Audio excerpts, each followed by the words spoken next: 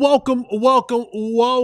Class is now in session, and class is sponsored by Qualis Roofing and Construction. I'm so hoping that the big branch over my house falls so I can hit up Qualis, because if I buy a new roof from Qualis, they're going to get me not only a DLLS t-shirt for free, a Traeger grill if I get a new roof. So I'm hoping that something falls on the house. I don't have a tree big enough that's going to fall in my area. I got some big ones. Lake Highlands, we got trees.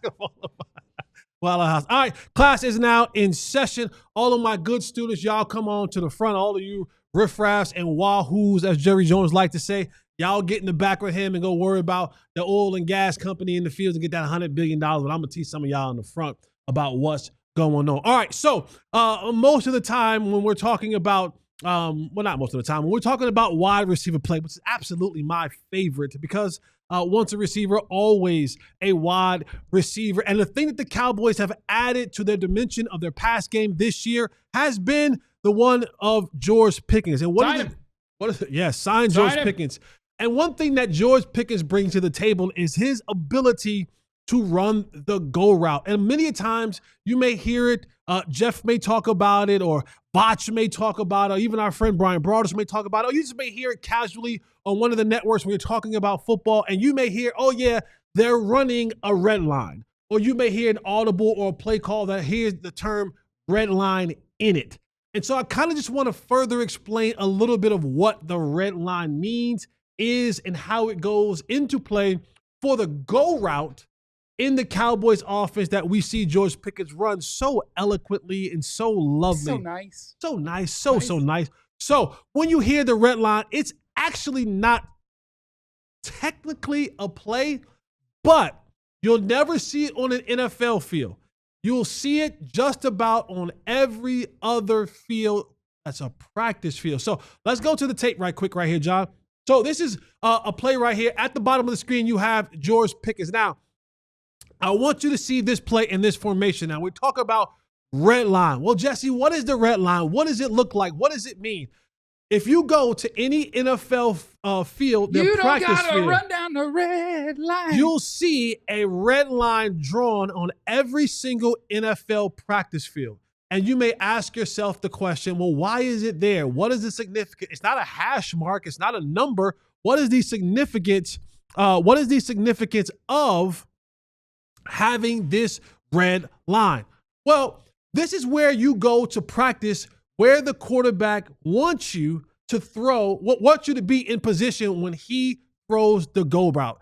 It's a place on the field that indicates I have just enough room before the sideline that gives me a place to we call it drop it in the bucket over the shoulder for the wide receiver away from the defense. And that's where you want to practice so that when you get to the game field, it is a kind of a muscle memory, so to speak, so that you understand and know how to run this route and where the quarterback wants you so that he can deliver the ball to you down the field. All right, so let's go to the game. All right, here it is right here. And you see in this particular formation, George at the bottom of the screen, he's kind of more in a tight split. Now, usually sometimes when you run these go routes, you're usually outside the numbers. But when you want to be able to catch and capture the eyes of the safety, for sometimes having those other routes come behind it, you may take a tighter split. But what it also does is it gives you more room for release. You spend less time chitter-chatting at the line of scrimmage, where I can just simply go, speed release, get outside, get up the field, and get to that red line position. So you see it right here.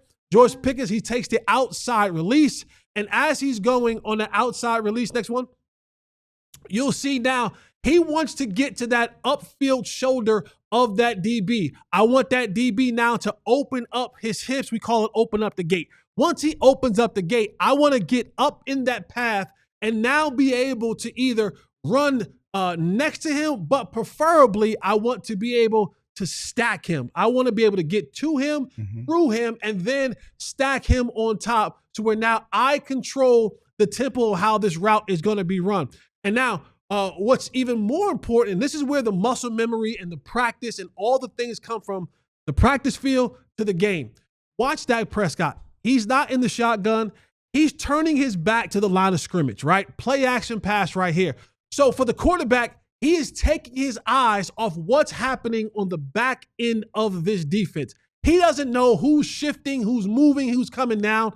What he is trusting is that he has seen George Pickens and they have worked together on numerous occasions in practice on how to hold that red line so that when I come out of this fake and I get my eyes back down the field, I don't have to worry about where you're going to be. You're going to be there because you understand the conceptual spacing that we need on this route. And now, as you can see, George Pickens, he's at a place right now, Jeff, if we're even, We're leaving, baby. we're leaving. And so he's even with the DB slightly ahead of him, and then he'll begin to stack.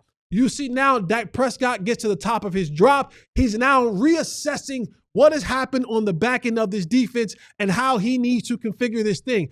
CeeDee Lamb has the over route coming, which is going to hold that safety from really trying to go over the top and interrupt this route. George Pickens has now beaten this DB at the bottom. He's a little bit inside on the red line, where the red line mark would be, but that's okay because he's still giving the quarterback enough space to be able to deliver that football on the outside if he feels he needs to. Now, when you look at this picture right here, and just hold it right here, John, the quarterback has a decision to make. He has an over route coming, but what he's looking at is the safety. I can throw this ball now because my receiver is just about even with the deepest safety on the football field. He's already beaten the DB. So I have the option now to keep this ball kind of on the same trajectory because there is no deep field safety that I'm actually worried about anymore. Or I can now layer it outside and give my receiver a chance to catch it over his outside shoulder. But Dak decides to keep this thing more on a line because there is no middle of the field safety. George Pickens has done a tremendous job at the line of scrimmage through the route and is finishing it on top of the defensive back, which is, I believe, Sauce Gardner. In this particular game, Dak lays out a beautiful pass. George Pickens, again, we've seen him with the late hands and the ability to go up and get the ball, scores a touchdown because he understood the ramifications and he understands the spatial awareness of where he needs to be when he's running the red line or the go route. And to me, the go route and the fade route are two different calls for me. That's just me in particular. The go ball is more of a deeper, 30, 40-yard thing. The fade ball is more when we get into the red zone. And now I want to kind of give you a 50-50 chance to go up there and get it. This is, to me, the go ball, or as some other people call it, the red line route. And that all stems from the red line that you'll see at every NFL practice field that teams continue to work on what our spacing should be for us to throw a proper go route.